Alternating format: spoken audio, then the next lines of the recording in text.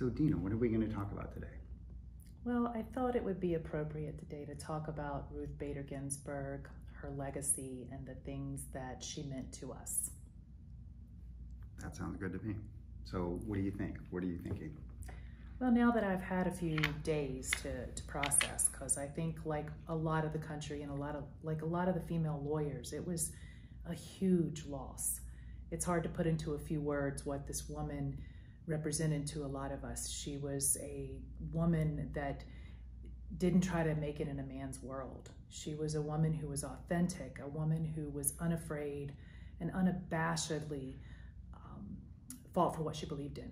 She was told that she wouldn't have a career or wouldn't go far fighting for women's rights, and despite that, she did it anyway. She was a mom, she was a wife, and what she did for us in the legal world.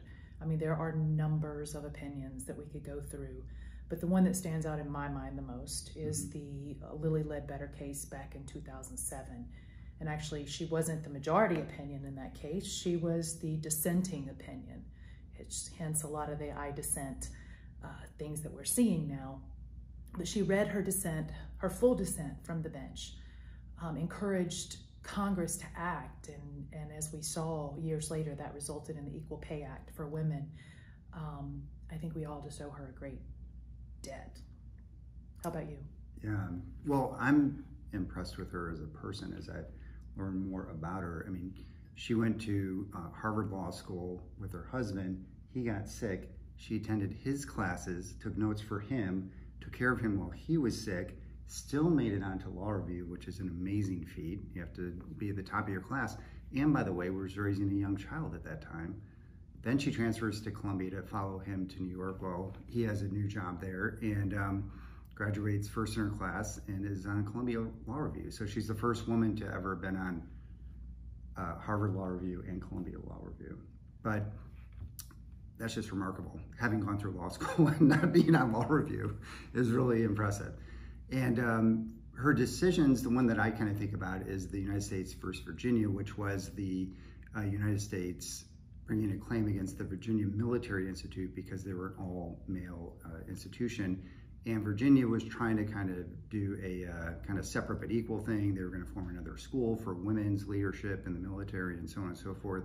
And she wrote the majority opinion on that and said that we already know separate is not equal. And in numerous ways that would fail because it wouldn't provide women the same type of opportunities as admitting them to Virginia Military Institute and letting them experience the same education, the same networking opportunities, the same challenges that all the graduates at VMI would have.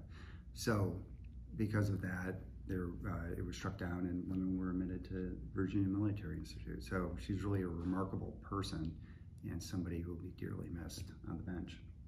It's really quite incredible, and I will tell you the thing, after spending many hours in tears over the days after her passing, the thing that I was most impressed with was the young women, the 18-year-old, 20-year-old women that understood, respect, and are thankful to people like Ruth Bader Ginsburg, especially your daughter and several of our colleagues' daughters who voiced their opinions. They shed tears with us, and it gives me hope that for our future, that there are women that are willing to carry that torch.